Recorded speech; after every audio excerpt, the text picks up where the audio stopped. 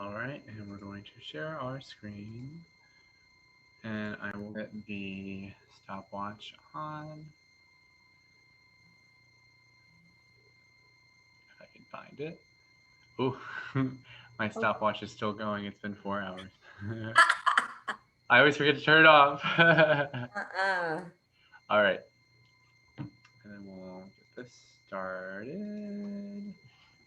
All right. Do um, you want to introduce like you usually? Sure. Uh, Okay. Hi, everyone. It's Mrs. Bueno Cruz again. and Mr. Matt, we're hoping you're all doing well. Welcome back to another episode of Digital Citizenship. Just to remind you guys of who we are from Beacon Community Impact, and we are community health coordinators. So, our jobs every day are to work with kids, work with adults, teach them ways to live healthier and happier lives. So, let's talk about what we're learning about today. And so, this is one I find very interesting to talk about because it's about scams and schemes. So I don't know about you guys, but if you've ever been on a website, sometimes you'll get like pop-ups. You'll be like, oh, you see on the screen, you might win a VIP pass if you give us your information, if you click on this link. And I'm sure you guys have come across them. And so we're going to talk about the risks of these scams and schemes and try to give you the tools to be able to decide and to figure out, ooh, am I being scammed right now? All right. And so let's talk about our essential question. Mrs. Bueno Cruz, would you like to go over that? And then the objective Sure. afterwards. Okay. So, our essential question of the day is how can you protect yourself from phishing? And we're not talking about fishing like with a fishing pole out on the river somewhere. Phishing, PHISHING, just like you see it on your screen. How can you protect yourself from phishing? And we'll So, just some of you, I'm go sorry. ahead. Some of you probably may not be familiar with the PHISHING word. So we are going to talk about that. Mr. Matt, were you going to say something? Oh, yeah, we're going to talk about it during the presentation. So wait until then. We'll tell you exactly what phishing is. Okay. All right. So, our learning objectives for today, we're going to talk about and compare and contrast identity theft. Maybe that's something you've heard of before, and compare it with other kinds of theft. Because identity theft is something specific to being online and our personal information. Number two, we're going to describe different ways that identity theft can occur online. So, how can you have your identity stolen? What kinds of things do people fall for? Or what kind of things are they tricked into doing online that cause them to have their identities stolen?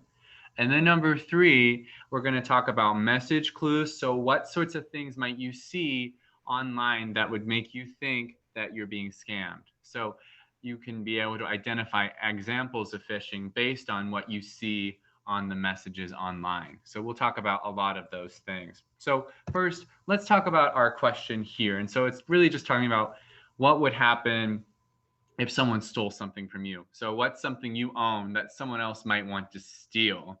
So, I'll ask you, Mrs. Bueno Cruz, what's something you own that someone else might want to steal? My phone, I'd my say my purse, phone, my purse. maybe your car, my car. I hope not. Why would they want to steal? What would they do with those things? Well, I'm guessing if they steal my purse, they're gonna want to go through my purse and see if I have any money. Or maybe like if you have like jewelry or things like that, Uh-huh. And if anything of they steal, value, and if they steal my phone, maybe possibly want to use my phone, or maybe see if they sell can it. sell it, right? Exactly. Try to hack into some of my maybe my I don't know. Your Facebook account, Yes. maybe, or Thank I you. know a lot of people have banking apps on their phones, like Yes, ways thank to you. I get was into gonna their say that. financials. So, guys, much like you might have something physically stolen, right? So maybe someone steals a car, maybe someone steals a skateboard or a bike. People also can steal private information. So, what I want to say is, what is identity theft first? So that's a type of crime in which your private information is stolen and used for criminal activity.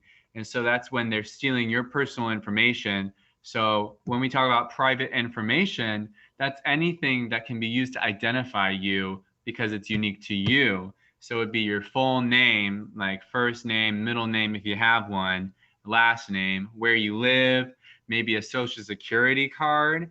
That's very important information for you because there's only that information for you. And so they can use this information for bad things. Like, let's discuss those things. Would you like to discuss those, Mrs. Bueno Cruz? Sure. So, Mr. Matt, what you're trying to tell me is somebody can steal my identity and say that they are me? Yeah, and then they're not you, but they're using your name. And so what they do, they trick you into giving you their information, and then they can like start doing all sorts of things, like what you see on your screen, guys. Okay, so let's talk about this. Thieves use others' information to cyberbully someone. So I've seen this happen a lot on Snapchat or Instagram or Facebook, all these social media apps where people will say, hey, don't click on this link. Someone stole my identity. Someone hacked into Mm, my account. They're trying to be me and it's not me. So they steal someone's identity to either cyberbully someone and say, hey, that was Mr. Matt that did it. And Mr. Matt's like, wait a minute, no, I didn't no. do that. So, taking someone's information that way. They also use others' information to create false documents. Mr. Mm. Matt, could you tell us a little bit what they mean by false documents? Yeah, sure. So maybe what they might do, so if they had Mrs. Bueno Cruz's information, they might open a bank account in her name, or they might try to open a credit card account. And so it's really scary because it has your name on it. And if they're like racking up all this debt on this account, and then it's your name on it. And so what's the bank going to do when they realize no one's paying this bill? They're going to go to you because your name's on the account. And Mm-hmm. that's one of the reasons why they like to steal your identity, because then they can take all these things and then it's not going to be able to be traced to them because they're using someone else's identity, right? Okay. And so they might buy things with others' money. And so if they have access to your information, they might be able to gain access to a bank account. Oftentimes, they'll ask for things like they'll ask you certain things that might make it easier to get a password to maybe your PayPal or your bank account. And so they might use your money to buy things by using information that they trick you into giving them. Right. And some of you maybe have heard your parents or grandparents or someone uh, say, having to call the bank to say, hey, someone's been using my money on my bank account, or someone's using my identity to, which is the next one, Mhm. uh, get in a loan, jobs or driver's license. They're using the name, address, phone number, social security number to pose as someone else so that they are able to possibly get a loan, job, or driver's license, which is totally against the law. This is a crime. It's not okay Mhm. to do this. So, Mrs. Bueno Cruz, I know a lot of the people we're talking to in this presentation, they're in middle school or maybe upper elementary. Why should they care about this if they don't have a bank account, if they don't have those sorts of things that could get hacked? So, would it be like if your name's still on it, you might still have to pay for it even though you don't have that account? So it's really scary. You might not even be involved in those sorts of accounts. All right, so let's talk about the next vocab.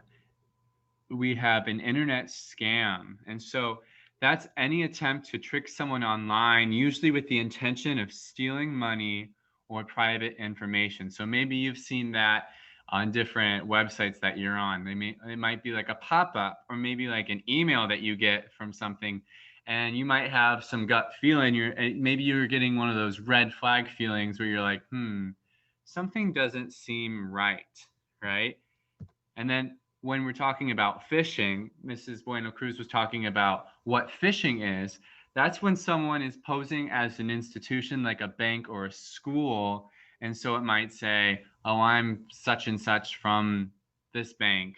And maybe it's your bank, maybe it's another bank, or maybe it's your school, but there's something a little off about the message. And they send you a personalized message asking you to provide private information. And oftentimes they're like, if you don't send me this information right away, your account's going to get closed, or you're going to Or be they might, sent to jail, or things yes, like that. yes. I was just gonna say that one too, where they might say, if you don't give me your information, we are going to call the police on you and you're going to get arrested. Hmm. And sometimes people get scared because they don't know that that's not how things roll with those sorts of banks or schools, that they don't do that sort of thing where they threaten your arrest or they threaten to shut down your account. But to people that don't know, it's very scary. So they willingly give away their private information. And so it's really quite a scary thing. And it happens to people of all ages. It happens to young people. It also happens to like older people, like a grandma or a grandpa who aren't very well versed in digital activity. And so they might get a message and they don't realize that it's fake. So let's look at some examples. And so, Mrs. Bueno Cruz, maybe you can chime in a little bit too. Like, let's look over here to the left. So this is from the account W@hatzat59. And so I'm thinking world's weirdest pet, peek and retweet. And then it has this kind of condensed link. So Mrs. Bueno Cruz, would you click on that link? I'm not sure, to be honest with you.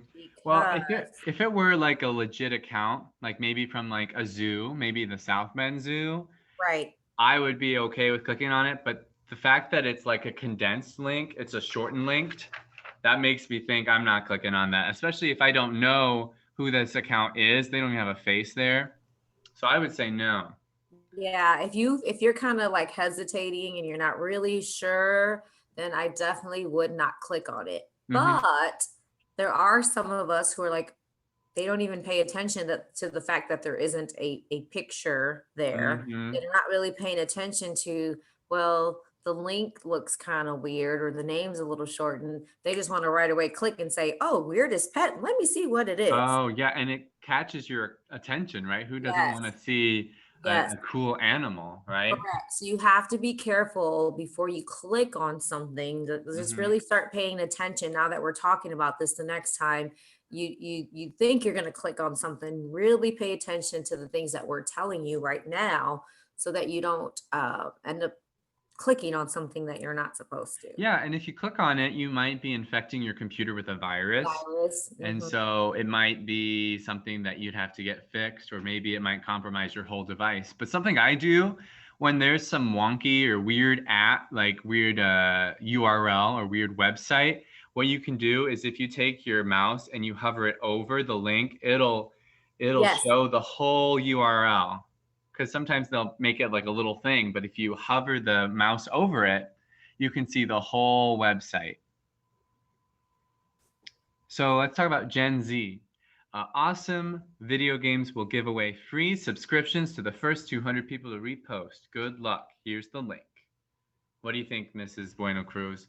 I'm kind of iffy about this one as well, because Gen Z does not have a picture there. And the fact that they're giving away free subscriptions to the first 200 people, even though that sounds great, it's almost like too good to be true.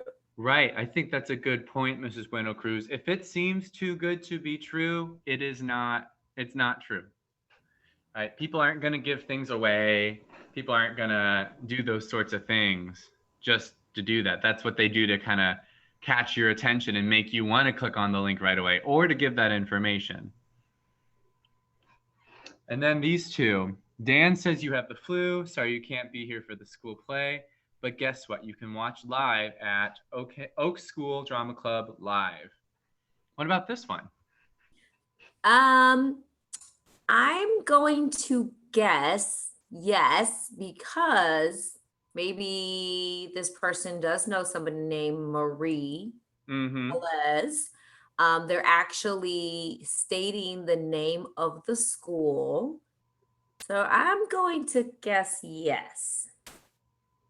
Am I right or wrong, Mr. Matt? Oh, I agree with you. If it's someone you know and it's pertaining to something that's actually happening, so maybe there is a school play and this person knows that you're sick, I think you can trust that that's going to happen. So you can trust that that link's going to be okay. But if you don't know who Mary is or Marie, or if you don't know what she's talking about with the school play, are you going to click on it? No. No. Yep. And then this last one right here, you've got cash. Hi, this is to inform you that the official bank of the US wish kindly to send you the amount of $2,000 from your relative. Click for instant transfer. What do you think, Mrs. Bueno Cruz? That $2,000 sounds tempting, Right. But what about this but seems fishy? yeah, if you notice the number on the top, 1, 2, 3, 4, 5, 6, 7, 8, 9. I've never seen a phone number like that, first of all. Second of all, again, you can't see the photo. Big red flag. It's saying that the Bank of the US wants to kindly send us $2,000. Negative. That's not going to happen. The US just isn't going to send money out to people just because. And then I And then also noticed, do you notice a lot of typos in there? Like you see the word you've, it doesn't have the right parenthesis, and there's like no space between amount of. It looks like someone wrote this down very quickly. I'm so glad you caught that because I read it so quickly that I didn't catch that. And a lot of people don't, but it's very easy to tell if there are a lot of typos, then it's not an official document, and that should make you think twice about clicking that link. Correct. Oh, and it also says that it's coming from your relative. You're like, well, no one told me Right. that they were going to send me anything. So unless someone told you they were sending money, then I would definitely ignore. All right. So let's talk a little bit more about this shortened URL. So you guys noticed on a lot of those, there was a shortened URL. And so when we talk about it, it's a web address that has been condensed and could potentially mislead a user into going into a risky website. So if we go back and look at all these URLs, they have these words, but that's not the actual link you're clicking on. It might have something. So like we said, if you hover your mouse over the link, you're able to see the actual website instead of what the shortened link looks like. So now we want to just go through a couple examples. And so while you're doing this with us, we want you to think about the person in the situation, and it's going to ask you, should the person should they click on the link or should they not? So Mrs. Bueno Cruz, would you like to read the first one? Sure. Okay. Zach sees an online contest. He could win $10,000 instantly. On the sign up form, he enters his name and email address. He is also asked to enter his nickname, the name of any pets, and his mom's maiden name. Should he do it? So what sort of things would make your red flag feeling go off, Mrs. Bueno Cruz? I think $10,000 instantly. $10,000, yes. That's definitely a red flag for me. And then they're asking for nickname, name of any pets, and mom's maiden name. And I don't know if you guys know this, but that's a lot of security questions. Like when you set up an account and you want to reset the password, they'll ask you one of these security questions. And so it sounds like they might not be wanting to send him money, but just trying to get into his email account, right? And then they can open up all sorts of things using his personal information. So should he do it or should he don't? Definitely not do it. Asking too many personal questions. That is a no from us. Okay, let's do the next one. Lou gets a notice from Apple, or maybe not, right? Because of new security rules, he must submit his social security number, SSN, right away, or he will lose all his photos. He knows where his mom keeps the SSN card. Should he do it? What are you thinking, Mrs. Bueno Cruz? Apple, I'm glad they used Apple in this example because Apple has a lot, not the actual Apple company, but there are a lot of scams out there that will try to use the Apple name. The fact that someone is asking for a social security number is a big no no. You never give anyone your social security number. You never give your anyone from your family's social security number. That is a very private and important piece of information that should not be shared with strangers at all. Yeah, because if they have that, they can do a lot of things that would hurt you. They could open all sorts of things in your name. It would ruin a lot of things for your life, because if there's things being opened and that's your number, then you're going to be held responsible for whatever they're doing with your number. So I think that's really important that you brought that up, Mrs. Bueno Cruz, because maybe we don't realize that our social security number is something that should be kept private. So are we doing it or are we not? Not. No, Apple's not going to ask for your social security number. And then also, they wanted it right away. That sense of urgency where they're like saying, if you don't do this right now, we're going to get rid of all your photos. They don't do that. That's what they say to try to get you to act quickly and not think it through fully. Let's do one more. All right. Dana sees $200 wireless headphones on sale for just $5. Let's think this through. She doesn't recognize the website. It only takes credit cards, not PayPal, and it asks for more detail than most sites do. She could use the credit card her parents gave her for emergencies. Should she do it? What do you think, Mrs. Bueno Cruz? $200 wireless headphones on sale for $5. Too good to be true. Yeah, and if it's too good to be true, it ain't true, right? What else? She doesn't know the website. So Correct. if it were a website, like if she knew it was Amazon, maybe, but even then I wouldn't trust it, because the person selling it could be being dishonest. And then it's also asking for more details. So maybe it's asking for more personal information, because when you buy something online, you don't have to give that much information. You might be giving an address for it to be shipped, and then you're giving your credit card information, but that's on a secure website. But since she doesn't know this website, she doesn't know if she can trust it. So what are we going to do? Are we going to do it, or are we going to not do it? Don't. Not do it. Right. So they could charge her account. So if she gave the credit card information to this website, they could start charging it for all sorts of things. They could be buying things in other countries or on the other side of the country. And if the bank doesn't catch it, then her parents would have to be responsible for paying it all.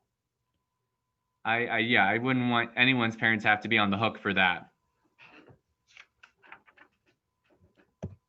And so we want to stay safe from scams. So we already talked about what's important to know about shortened URL, right? So we know if it's a shortened URL, to hover your mouse over it to see what the actual website is. And then the second question, what else should you check for in a message? What were some of the things we discussed, Mrs. Bueno Cruz? I know one was check for typos. Yep. If it sounds too good to be true, Mr. Matt. If it's giving you a sense of urgency, saying like, you need to do this right now, or you're going to miss out, or we're going to shut down your account, that isn't something that regular businesses do, right? Right. And if they're asking for too much personal information or information that you shouldn't be sharing, like your social security number, your address, your passwords, your nicknames, your mom's name, your dad's name, that's just a little too much that they're asking for. And you should probably check with an adult, have your mom or your dad or grandma come view this message. Yeah. So they can have a second look. Yeah, and it really is none of their business, right? So make sure you're involving a trusted adult if you feel like there's something going on. And if you ever have any gut feeling or a red flag feeling, tell them so that they can help you out.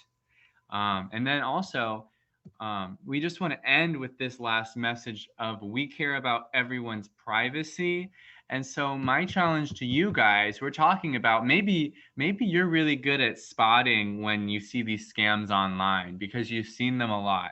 And maybe this was a really easy lesson for you. You're like, I already know this. But if you are very good at this, share this message with your family. Share this with other kids that you know, because it doesn't just happen to teens, it happens to everyone, especially older people. So if you know this, you got it, share it with other people. Maybe this was new for you. Focus on picking out when you see a scam. So we want to wish you the best at the end of this lesson. Did you have anything else to add, Mrs. Bueno Cruz? Nope, I think we pretty much covered it all. All right. Thanks, guys. All Talk right, to you have a great soon. day. Bye.